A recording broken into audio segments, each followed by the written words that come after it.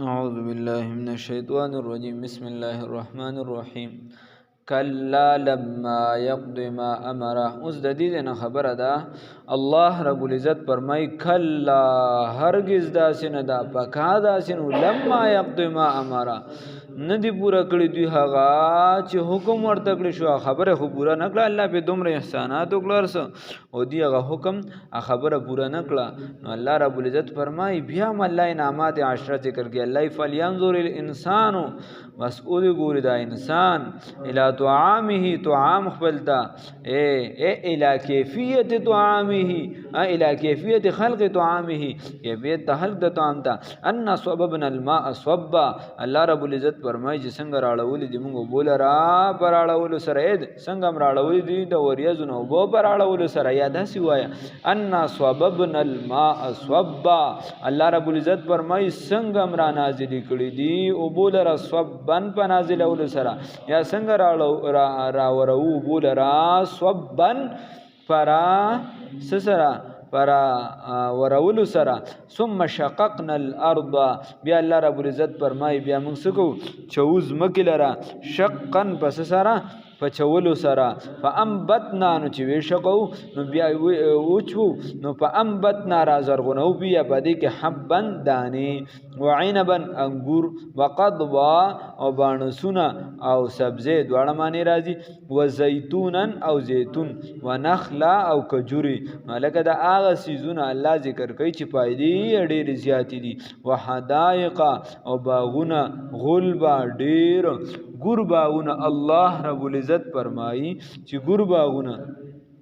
ډېر وفاکهتن او میوه وابا او غیاګانی متاع لکم دا فائدہ د استاسو د پاره ولانعامکم واستاسو د سارو د پاره فاذا جاءت الصاخه نو الله رب العزت فرمای بس کله چې आवाज راشي کله چې هغه आवाज راشي چې هغه څه شي د غوګونه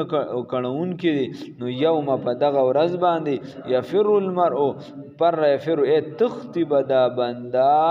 من اخیه خپل رورنا و امه او د خپل مورنا و ابيه او د پلان خوګه رشته د ډیر زیاته خوګه رشته را و صاحبته او د خپل بیبینا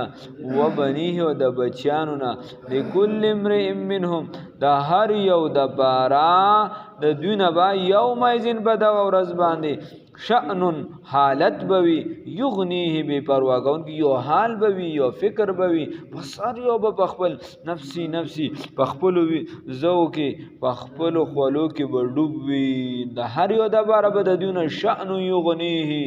یو شان وی یو فکر وی یو حال وی بے پروا کون کی الله بیا فرمای وجوه مهونه به یوم ازین په دغه ورځ باندې بازي مسفراتن ای بیضاتن تک سپین ضاحکتن خندیدن کی مستبشره سش فرحتن خوشاله الله ای ډیر مخونه به بعض مخونه به ای وجوه یوم از مسفره بعض مخونه به د غرض باندې تک سپین وي دا به د اهل سنت والجماعت وي ضاحکتن مستبشره او خوشاله بوي خندیدن کی بوي دا به د چاوي دا به دا چاوي خوشاله بوي خندیدن کی بوي نو اهل سنت والجماعت نیکان بزرگان او وجوه او مهونه بوي یوم ازین په دغه ورځ باندې علیها غبره چې په دې باندې بسویه دوړي به وي گرد او غبار به وي خړې به وي ترحقها قطره